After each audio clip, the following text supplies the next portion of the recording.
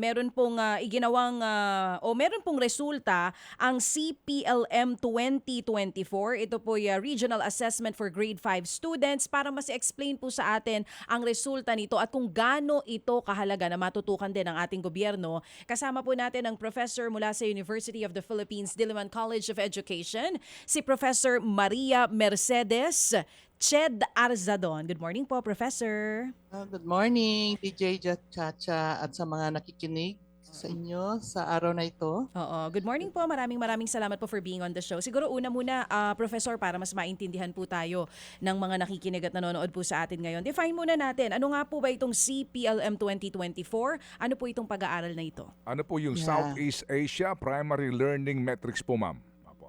Good morning po. Ito ay isang assessment, 'di ba? Alam natin yung PISA, yung TIMSS, pero yung PISA kasi para sa mga mayayaman na bansa, OECD countries, pero sumasali lang tayo. Pero dito sa CPLM, nagsimula ito noong 2019, pangalawa itong 2024. Kinabibilangan to ng Southeast Asian countries kagaya ng Cambodia, Laos, Malaysia, Myanmar, Philippines at Vietnam. Yun lang, hindi kasama ang Indonesia dito. Oo.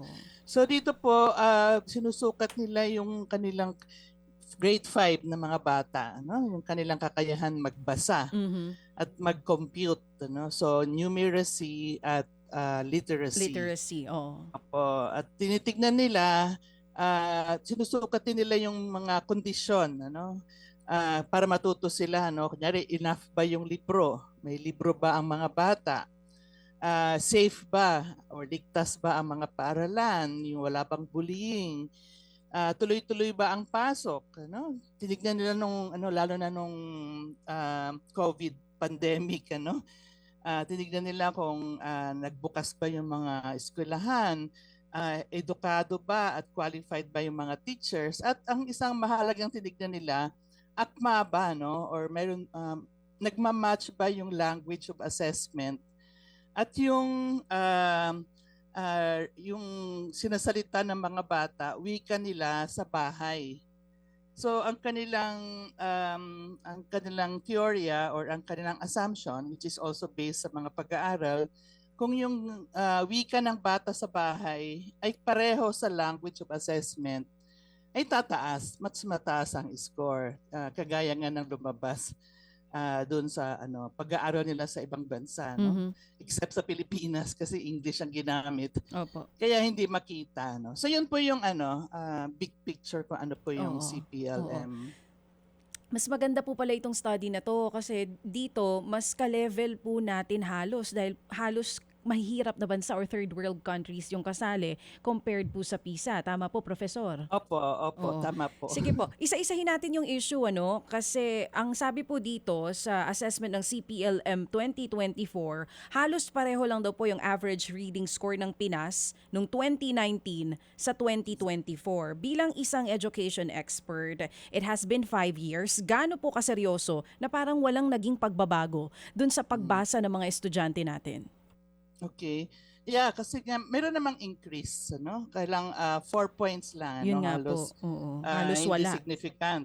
Pero nung meron kasing isang grupo ng mga bata, I think 25% sa mga examinees, tinest sila sa Filipino, Kasi nga parang kinakantsawan tayo ng CPLM. Tingnan nyo naman, 84% sa mga ibang bansa tinitest sila sa home language. Kayo, 10% lang sa mga batang, actually 6% nga noong 2019, ang nagsasalita ng medium of assessment. Maging 10% sila, 84%. Pero kaya, I think pumayag ang Pilipinas, so mayroong 25% na tinest sa Filipino at mas mataas. Mas mataas ang score nila. Kaya lang itong DepEd, hindi pa nila nilalabas. So meron lang ako mga informal information. So makikita mo na nag-grow naman, lalo na sa mga high-performing. Kung titignan mo yung mga magagaling na bata, yan, or hindi yung tama yung kondisyon. Hindi kasi naman measure to ng high-performing students. Yeah, So, tumataas ang yung bilang, pero yung sa baba, yung lowest po. siguro yung Oo, siguro Walang yung mga paggalaw. lugar na So oo, parang nakikita meron po, naman pero oo, mabagal parang ano. So yun nakikita ang dito sa study na to, Professor, yung inequality dun sa mga high-performing students compared po dun sa mga nasa dulo. Sa high-performing students, parang mataas, mabilis po yung pag-angat, pero dun sa low, walang paggalaw. opo, Naiiwan po opo. talaga sila, mas naiiwan Oo. pa sila. Yun po yun, tama po ba? Opo, gano'n nga ano, kung sa English ano, pero kung sa Pilipino mas nag-i-improve naman ano.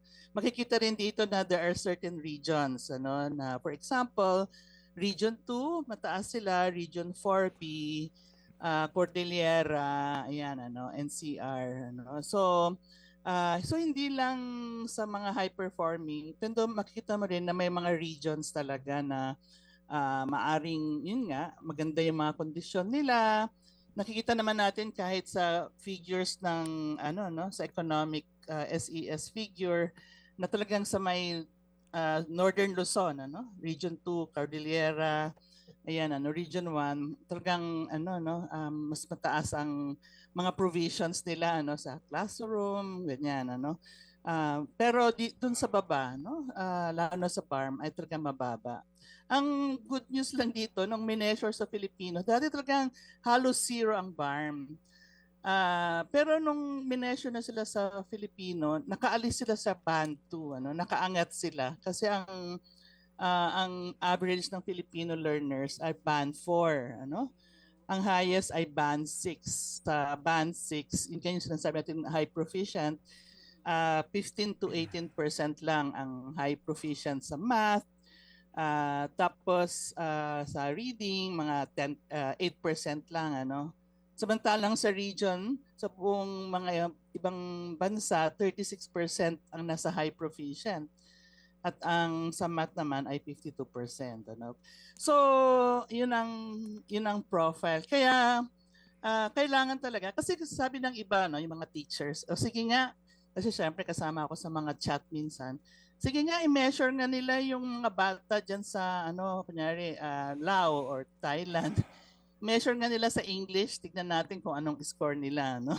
So parang feeling ng mga ibang mga teachers, hindi na assess ng tama yung mga estudyante nila, no? Kasi lumabas din sa pag-aaral na in terms of teachers, ang Pilipinas ang pinaka-most educated ang mga teachers at highly qualified, ano? Kaya nga ang daming Filipino Opo. teachers ang kinukuha sa Thailand, di ba po, Mm. sa Malaysia. Opo, sige. Ma'am, So, ma'am, eto po, if I may interrupt para ho mas malinaw at mas maunawaan po ng ating mga viewers po ang ating pinag-uusapan. Ano po, kaunti lang pong paghihimay. Okay. Una ma'am, ito pong sinasabing pag-aaral na ito ay sa paggamit ng salitang Filipino po, ang sinasabi ho ninyo? hindi po, literacy. Ang Opo, ibig sabihin opo. po ng literacy ay kakayanan magbasa at Opo, opo. makaintindi Pero ng ma'am, binabasa. yung pong ginawa pong pag-aaral, literacy po ma'am, ano po yan ba? Pagbabasa po sa wikang Filipino o English? Kasi technically, ano, kahit sa PSA, ano, pag sinabing literacy, any language, kung ano yung strongest language mo, kung nababasa mo, na-decode mo yung binabasa mo, no? Opo, opo. Sa aming mga edukador, kung i-measure mo yung literacy, dapat kung ano yung pinaka-strongest language ng bata, no? Opo. Syempre, yun nga, ayon sa datos din ng CPLM, 10% lang sa mga bata ang home language nila ay English. So Opo. dapat talaga ay mineasure sila kung ano yung kanilang strongest language. Kaya nga yung ibang bansa like Malaysia, mayroon sila sa English, Tamil, Chinese, Opo. Bahasa. Opo. So ang lumalabas po ay mineasure sila sa literacy sa second language nila. Or baka Okay. nga third language which is English. Opo, sige po. So dito po sa pag-aaral na ito ma'am, ang measurement po na ginawa nga, kaya nga po ako nagtanong kung ito ba'y Filipino o English, dito po ang ginamit na measurement ay sa pamamagitan po ng literacy sa wikang English. Opo. Okay, Tama sige. po. Yan ay salamat po. Thank you. Ngayon po, sa Filipino ma'am, kaninyo, opo, meron ho bang separate na pag-aaral naman sa Filipino po, literacy? Opo, o kaya po yung Opo. vernacular po doon sa mga regions po, meron ho ba? Wala po sa vernacular, ano. Ang meron lang Filipino para sa ano no, meron silang kinuhang isang fraction ng mga examinees, mga grade 5 student na Mhm. tinest Mhm. sa Filipino, no. At alam naman natin na ang Filipino hindi naman to lahat ay mother tongue or Yes, home ma'am. language ng mga bata, no, lalo na kung nasa Mindanao or Visayas ka. Op Pero mhm. mas mataas ang kanilang performance sa Filipino kaysa sa English, Okay, ano, sige lalo po. na yung sa Sige po. BARM, Okay, ano. ma'am. Sige po. Sige. So ngayon, ma'am, ang resulta ho bang ito ng CPLM na ito ay kino-contest po ninyo? Ito ho ba ay accurate? Ano ho ba ang pananaw po ng inyo pong grupo, Professor? Accurate naman po, ano, kasi nag-a-attend kami ng briefing, ano, kasi sa UNICEF to eh. So kahit ng 2019, ano, ang kino-contest lang namin ay yung choices ng government. Choices po Kasi ng ng gobyerno, ng DepEd. okay. Okay, syempre hindi lang naman wika to, no? Kasi dapat libro. Sa atin, hindi naman tayo ang pinakamahirap, ano, mas mahirap pa nga yung mga Laos, Yes, ma'am. Cambodia, Opo. ganyan. Myanmar. Opo, Pero opo. pero tayo ang pinakamataas ang pagkukulang sa classroom. Highest tayo sa Mm. shortage ng Okay. classroom. Alam naman na po natin yung controversy, ano, na Opo, opo. 165,000. Tapos more than kalahati sa estudyante natin ang walang libro, ano? Opo, okay. Walang access sa So mga Prof, learning materials. Prof, sandali po, Apo. I have to bati na kasi po para lang ho magkaroon po tayo, alam niyo ho yun, para mas madaling maintindihan po ng ating nakapakinig. Sige po, so kaninyo, accurate po naman ito. Alright, ngayon, opo, ito ho bang naturang pag-aaral ay idinaan po sa DepEd? Tama po ba? Dumaan ba sa DepEd ito o ito ho ay independent? Ay, DepEd po ang kasama talaga sa Okay, sige, okay, pagde-decide. sige Yung po. panahon ng previous administration kasi Opo. 2019, ano, tapos yung 2024 yan, bago na, no? Yung bagong Opo. administration, kailan nagsisimula pa lang. So Okay. dumaan po, DepEd talaga ang Yes, okay. Sige nagdidesisyon. po. Okay, Opo. sige po. So DepEd po ito. Ngayon ho, ma'am, ito ho ay pawang mga public schools po ito. Hindi po nakasama dito ang mga pribadong paaralan. Kasama ang Okay. pribado. Kaya nga sa Malaysia, ang style nila, yung mga magte-take ng English, yung mga private school ha, pero majority magte-take ng Tamil, Bahasa, Chinese, ano. Sa atin, private man o public, English yung ginamit Okay. na language of Okay, sige po. assessment. Opo, sige Oo. ma'am. So ma'am, dito po sa pag-aaral na ito, kaninyo ho, bawat region may kanya-kanyang score, ano po, at may mga regions nga po na nakakalungkot po na napakababa po ng score. Ngayon, ano po ang magiging silbi nito sa ngayong administrasyon para po gumanda ang ating pong score sa next po na gagawin nilang pag-aaral? Mhm. Siguro ang dapat gawin ay i-address yung mga binanggit, ano. Una, dapat din in fairness kahit konting change, ano, 7%, 7 points. Okay na rin, ano. Siguro ang gawin ng DepEd, i-identify nila kung ano yung sinabi ng UNICEF kung saan sila nagkulang, ano. So kunyari yung libro, dapat naman, kunyari ibang mga bansa like Vietnam, 1:1 ang libro nila, no? So dapat kumpletuhin kasi yun ang kakulangan, textbook, ano? Overcrowded ang classroom dahil kulang. So yung ginagawa ngayon na binibilisan, may batas pa nga para mapabilis ang pag-build ng classroom. Ayun, yun, dagdagan para maging enough, ano? I-address yung bullying, absenteeism, kasi lumabas din to sa PISA na tayong tinawag na tayong bullying capital dahil mataas. So ngayon, nag-improve naman siya ng konti, nababawasan, ano? Okay, opo. Siyempre wala na tayong magagawa dun sa nangyaring nung pandemic kasi sa lahat Opo. ng bansa, tayo ang top notcher sa pinakamaraming araw ng school closure. Opo. Sa buong mundo nga top notcher tayo sa mundo kasi nga strict unlike sa ibang bansa na open close. At ang panghuli, yung mismatch ng wika na assessment, language of assessment or language of instruction at saka yung matching niya sa home language which nag-start na ang DepEd, meron na silang language matching or language mapping policy na kalalabas lang itong August, ano? Okay, sige So, po. Sige, ma'am. I mean, unti-unti naman. Opo, Oo. yes ma'am. Opo, unti-unti nga pero sana nga po mas bumilis ano ho, yung magandang Yes, epekto. bilisan. Ito ma'am Prof, sandali lang po Opo, Prof, napag-usapan ba sa study na yan yung inilalaan na salapi ng bawat gobyerno? Sa atin po kasi lagi pong pinakamalaki ang budget po ng DepEd pero ganun pa rin po yung laging problema na nabanggit po ninyo. Dito ho ba napag-uusapan po yan sa study, yung pong budget allocation po sa edukasyon? Dito sa particular CPLM, parang wala akong napansin. Sa Mhm. PISA, nandun. Mhm, Sa okay. PISA, tayo yung lowest ang budget allocation Mhm. per capita. Okay, opo.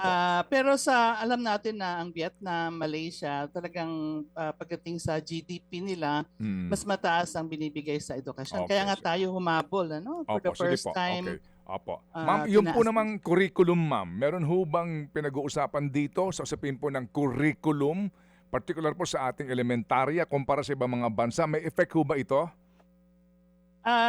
Sa tingin ko, ito ngayon, hindi naman binanggit lang dito sa study na kasi nung nagkaroon ng matatag curriculum nung panahon ng Secretary pa si Sara Duterte, tinanggal yung subject na mother tongue, at binabalik sa dati, So parang nag-comment yung CPLM report na hindi magandang movement, na Okay. dahil ginawa yung matatag curriculum, tinanggal Mhm. yung mother tongue, Mhm. binawasan. Mm. So parang nagko-comment yung CPLM report na dapat dagdagan, imbis na tanggalin, dapat dagdagan yung space sa pagtuturo or yung matching. In other words, ma'am, may effect yung curriculum.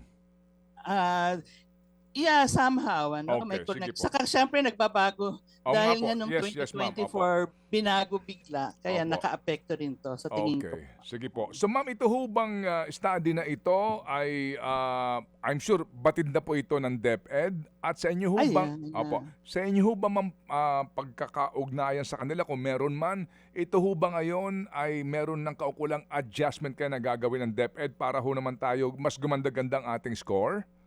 Opo, batid na po ng DepEd. Alam naman kasi noong 2019 lumabas na ito eh. Mm. So alam na ng DepEd noon pa kung ano yung mga reason, At syempre nagkaroon ng pagbabago ng administrasyon.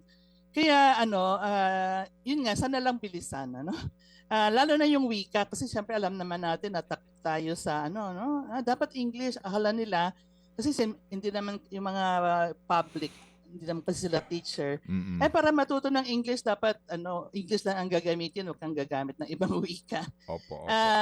Hindi naman yan ang paraan para gumaling ka sa English. Dapat yung usay ng pag-iisip, yung hardware, Opo. Kaya dapat yung literacy and numeracy, dapat Opo. iba namang issue yung second or third language. Okay, sige po. Kagandahan talaga dyan, marunong kang magbasa, anuman pong lingwahe yan, naiintindihan mo higit sa lahat yung Tama iyong po, binabasa. tama. Okay. Tama So po. Prof, salamat din po na marami sa inyo pong panahon sa aming programa. Kami po ay naintindihan po namin ng lubos na ito pong ginawang pag-aaral na ito. Salamat po, Prof. Okay, Salamat na marami. salamat po, Ted. Salamat, Chacha. Opo, thank you. Professor Maria Mercedes Ched Arsadon, isa po sa mga meron silang grupo, no? Meron po silang grupo. Siya po ay nasa College of Education po diyan sa Universidad ng Pilipinas. Mga kapatid, brothers and sisters, saan ka pa? Dito na tayo sa totoo. Dito na tayo sa True FM. Mga kapatid, mag-subscribe and follow po kayo sa social media accounts ng True Network PH. Yan po kami, hanapin nyo lang True Network PH, Facebook, Instagram, YouTube, TikTok, and podcast. Mapa Apple or Spotify man yan, mahahanap nyo kami. Lahat ng mga napapanood at napapakinggan nyo po sa programa, nasa social media accounts namin yan. So paano mga kapatid? See you sa social media!